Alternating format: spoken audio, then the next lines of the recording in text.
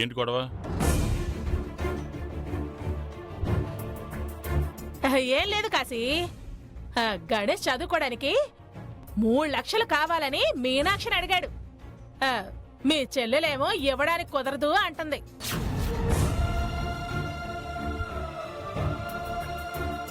కుదరదు అనట్లేదత్తయ్య, ఆ హక్కు నాకు లేదు అంటున్నాను.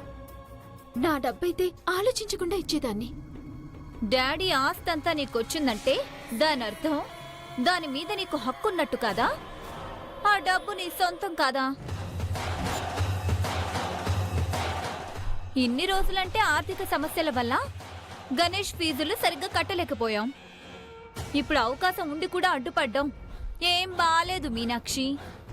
తన కలెక్టర్ అయితే మనం అందరం బాగుంటాం కదా.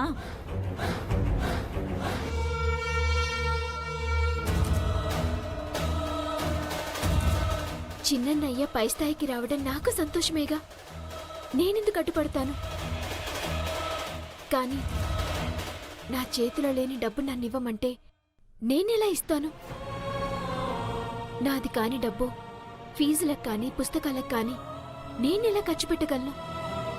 ఇవ్వడం ఇష్టం లేకపోతే ఇవ్వనని చెప్పు, అంతేకాని జైలుకి వెళ్ళిన మామయ్యని అడ్డు పెట్టుకుని తప్పించుకోవాలని చూడకు.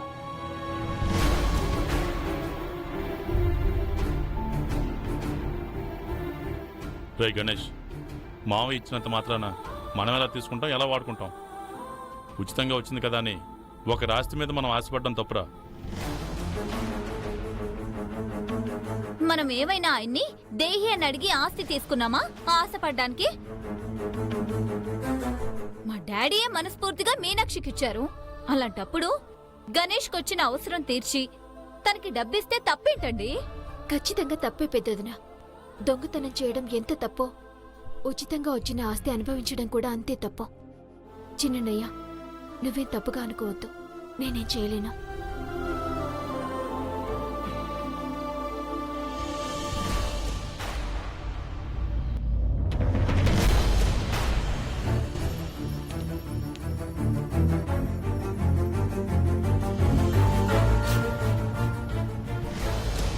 ఏమండి, ఆగండి, నా మాట వినండి.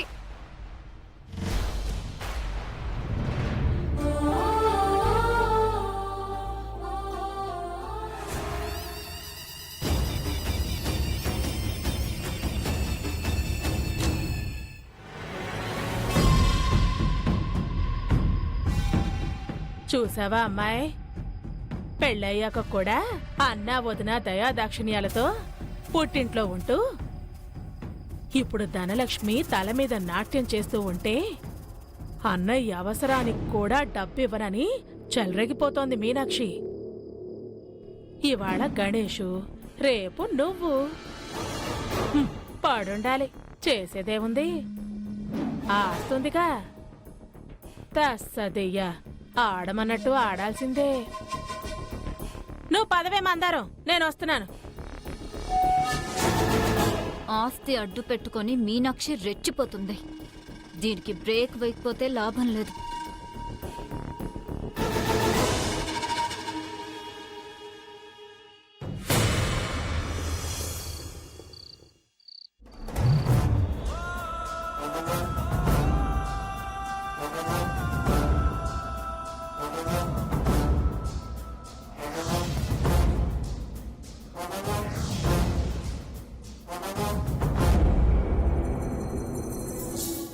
ఏమంటుంది మహేశ్వరి? భోజనం వద్దంటుంది పిన్నిగారు. కోపంతో ఒంటికాల మీద లేస్తోంది.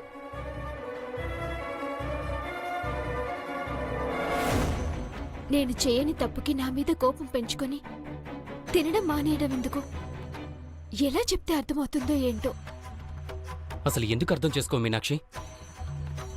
నాకు చదువుకి డబ్బులు కావాలంటే ఇవ్వడం లేదు. పోనీ అది వదిన ఆస్తి కాబట్టి తనకి తన బాధ్యత ఇచ్చావా అంటే అది లేదు.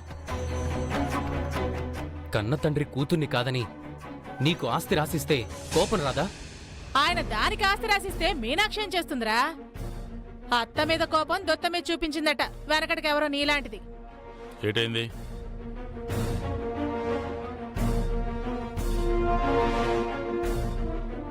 నీకోసమే చూస్తున్నానన్నయ్య. పెద్దదిన భోజనం చేయమంటే వద్దంటుంది. నువ్వు చెప్పకూడదు. చూడు చెల్లెమ్మ, రోషిని ఉన్న చిన్నపిల్ల బొజ్జుగిని తినిపించడానికి కడుపు గల తన తండ్రి వదిలే. రే, అందరూ పచ్చగా ఉంటే నీ పెళ్ళానికి నచ్చదేంట్రా కాశీ? సంబంధం లేకుండా మీనాక్షి మీద అలగటమేమిట్రా?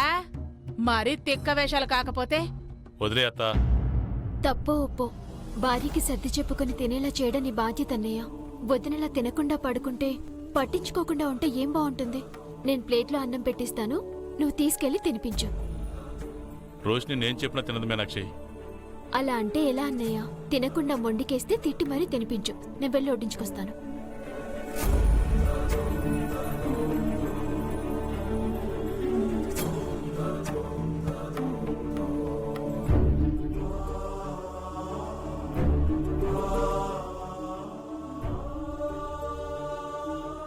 పెద్దన్నయ్య, ఇదిగో తీసుకెళ్లి వదినకి తినిపించు. నేను చెప్పినా తినదమ్మా, వదిలే.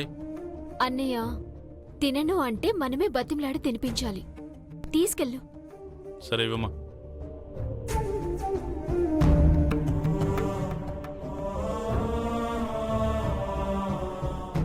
నీ చెల్లెలు మీ ఇద్దరు భార్యాభర్తలు ఒక్కటవ్వాలని చూస్తున్నా విడగొట్టడానికి నేనున్నాగా.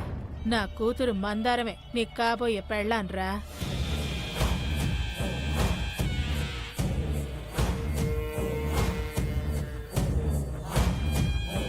రోషిని లే, కూర్చో. అనంతరంగా పడుకున్నావేంటి? నాకొద్దు. తినకుండా పడుకోవడానికి ఏం రోగం వచ్చింది? అంతేలేండి, నా బాధ మీకు రోగంలాగే కనిపిస్తుంది. భర్తగా నన్ను ఎప్పుడైనా పట్టించుకున్నారా? నా ఆవేదన్ని అర్థం చేసుకున్నారా? ఇప్పుడు ఏటి కావాలి రోషిని నీకు? ఏం కావాలేంటండి? మా డాడీ మీనాక్షికి ఆస్తి రాసిచ్చారు.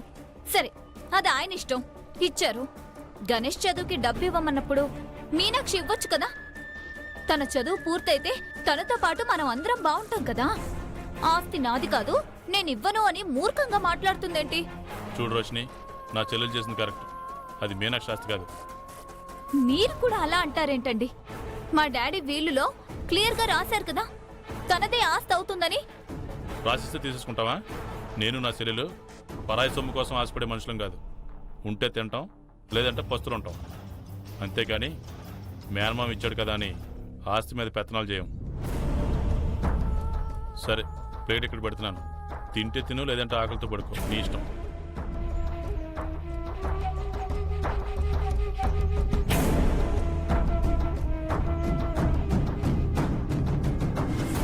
లాభం లేదు, వేరే రూట్లో వెళ్ళి మీనాక్షి దగ్గర ఆస్తి లాగేసుకోవాలి.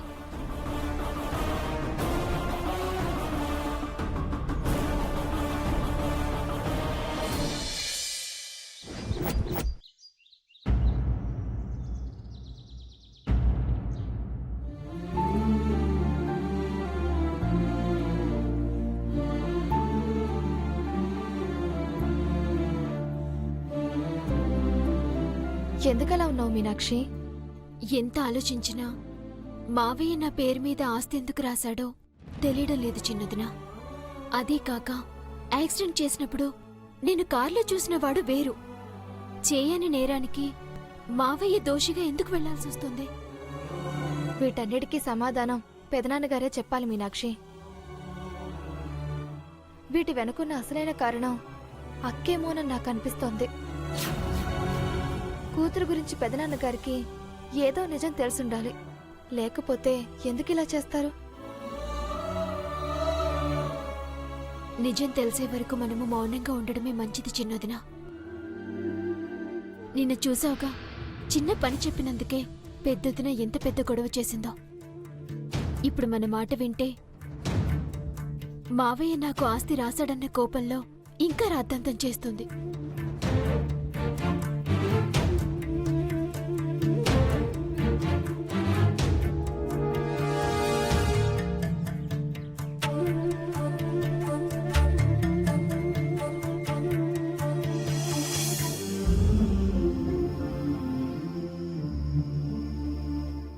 మీనాక్షి, నువ్వు ఈ కాఫీ తాగుతూ ఉండు, నేనెళ్ళి పిన్ని గారికి కాఫీ ఇచ్చేసి వస్తాను. జాగ్రత్త.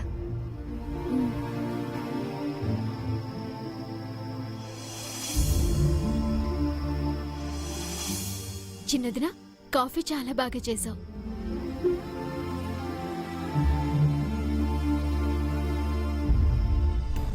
నేను పిన్ని గారికి ఇచ్చేసి వస్తానే.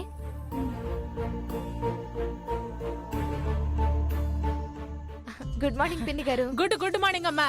ఆ, పిన్ని గారు కాఫీ తీసుకోండి. ఆ, ఇవ్వు ఇవ్వు.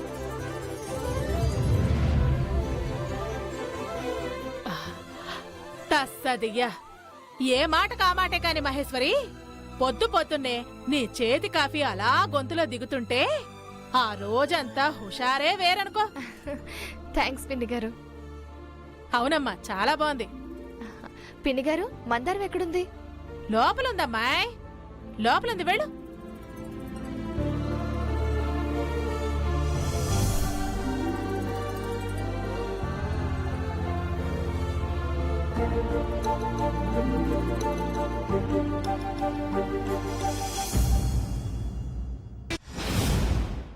ఏంటమ్మాయ్, ఆస్తి పోయిన బెంగలో రాత్రంతా నిద్రపోలేదా ఏంటి?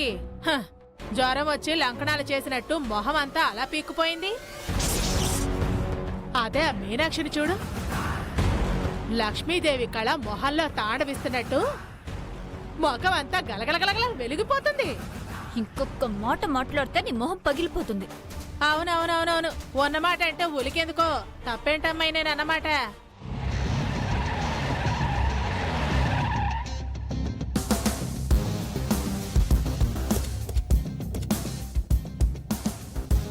సూర్యుడు సరిగ్గా రాకముందే ఇంటి ముందుకి కార్లొచ్చాగా ఏంటి? ఎవరై ఉంటారమ్మాయి? ఓపిక పడితే తెలుస్తుంది కదా, ఎందుకంత కంగారు? పద చూద్దాం.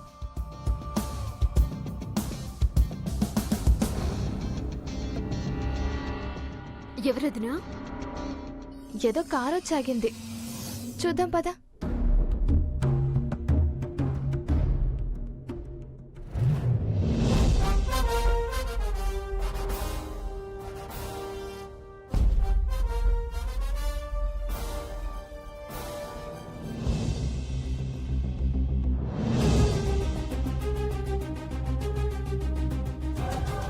మా company మేనేజర్సే.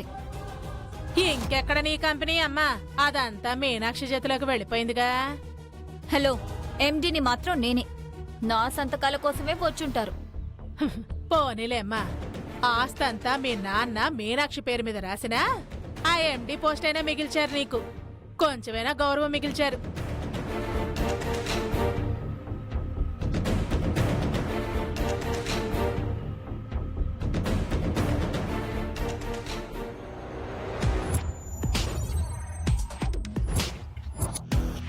Good morning madam.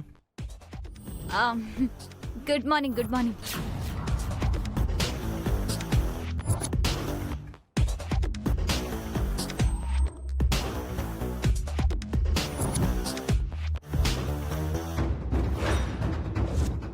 Good morning madam. Good morning.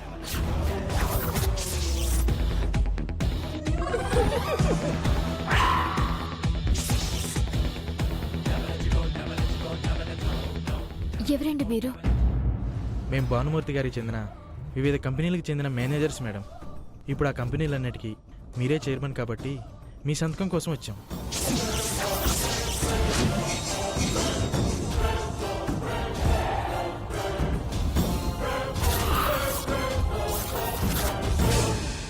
పాయే ఉన్న పోస్ట్ కోసం పోయే.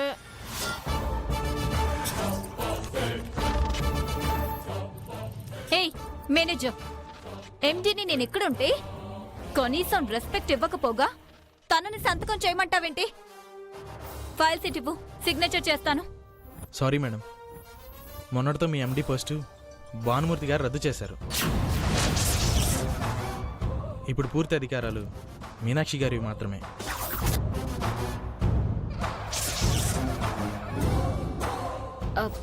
నన్ను క్షమించండి. మావయ్య నాకు అధికారం ఇచ్చినా కూడా సంతకం పెట్టే అధికారం మా వదినదే. మీకు కావలసిన సంతకాలు మా వదినతోనే పెట్టించుకోండి.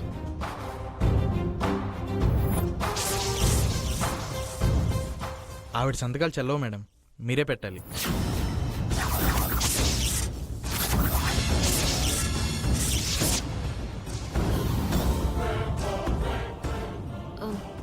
అది కాదండి మేడం, మీరు సంతకాలు చేయకపోతే ఫైల్స్ ఫార్వర్డ్ చేయలేం. దానివల్ల కంపెనీకి లాస్ రావడంతో పాటు బ్యాడ్ నేమ్ కూడా వస్తుంది. ప్లీజ్ మీరు సంతకాలు చేయండి మేడం. చేయండి మేడం, ప్లీజ్ చేయండి మేడం. మేడం ఇదిగోండి.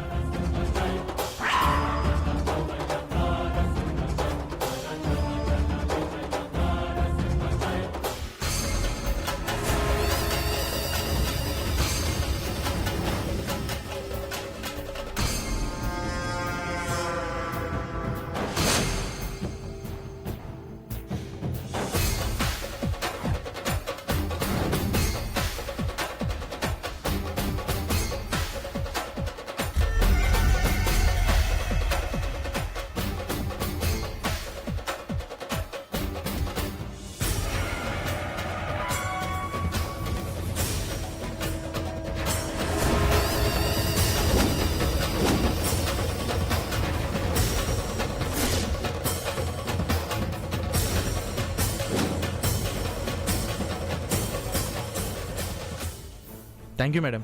ఇక మేము వెళ్ళొస్తాం మేడం.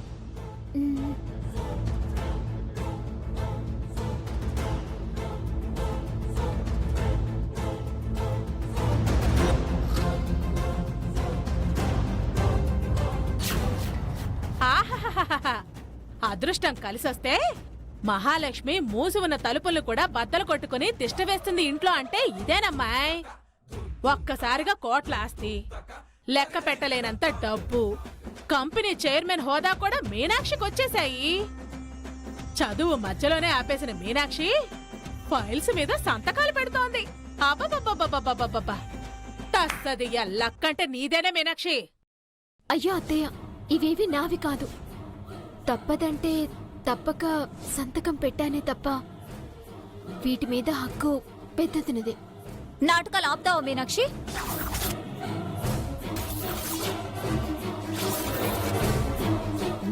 నేనేం నాటకాలు చేశాను పెద్దదినా? మీనాక్షి, నువ్వే నాటకాలు చేయడం లేదు. పెదనాన్నగారు అధికారాలన్నీ నీకు ఇచ్చేశారు. కనీసం సంతకం చేసే అవకాశం కూడా లేకపోవడంతో ఉక్రోషం తట్టుకోలేక అక్కిలా అంటుందంతే. అంత ఆస్తి కాకుండా పోతే ఎవరికైనా బాధ ఉంటుంది కదా.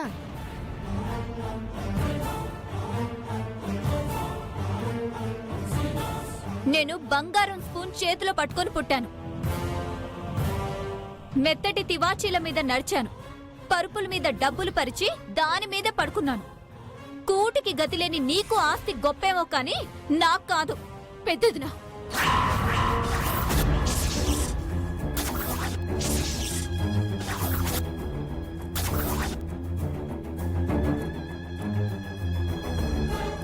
నీకున్నది కాబట్టి నువ్వు తిన్నావు, సుఖంగా పడుకున్నావు. అలా అని చిన్న తిన్ని కించపరిచి మాట్లాడడం పద్ధతి కాదు. హ, పద్ధతుల గురించి నువ్వు మాట్లాడుతున్నావా? మా ఆస్తిని అప్పనంగా తీసుకున్నదే కాకుండా ఇంకా పద్ధతుల గురించి నువ్వు మాట్లాడుతున్నావు. నేనేమీ అప్పనంగా ఆస్తి తీసుకోలేదు. ఆశపడి అంతకన్నా తీసుకోలేదు పెద్దదిన. మావ ఇచ్చిన ఆస్తి మీద నాకెలాంటి మమకారము లేదు. తస్సదియ్యా. అలా అనకూడదు మీనాక్షి. మమకారాలు బంధాలు పెంచుకుంటే పెరిగిపోతాయి, తెంచుకుంటే తెగిపోతాయి. కానీ ఇలా ఆస్తి కలిసొచ్చే అదృష్టం ఎంతమందికి ఉంటుందో చెప్పు. నీకొచ్చింది. ఇష్టాన్ని పెంచుకోవాలి. లేకపోతే లక్ష్మీదేవికి కోపం వచ్చి మళ్ళీ వెళ్ళిపోతుంది.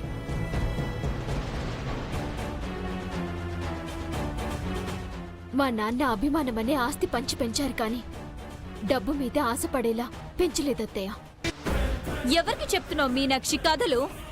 పైకి తేనె పూసినట్టుగా మాట్లాడి మనసులో కత్తులు నూరే రకం నువ్వు. కార్తీక్ ని దొంగ అన్నానన్న కోపం మనసులో పెట్టుకొని ఇప్పుడు అవకాశం వచ్చేసరికి నన్ను సాధిస్తున్నావు.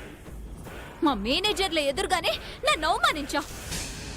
నువ్వు నమ్మినా నమ్మకపోయినా నాకు ఆ ఉద్దేశం లేదు పెద్దదిన. చేయని దొంగతనాన్ని నా భర్తకి అంటగట్టడం అనేది నీ విఘ్నత.